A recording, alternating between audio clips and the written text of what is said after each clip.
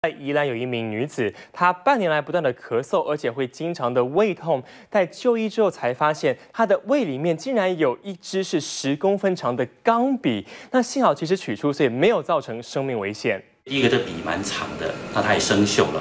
那我们在异物夹当中呢，常会在我们的食道跟胃交接的地方叫贲门会卡住，大概来来回回大概夹了将近10次左右。那好不容易还顺利的把它从这个胃从我们的经过胃食道，再用口腔把这个异物把它取出来。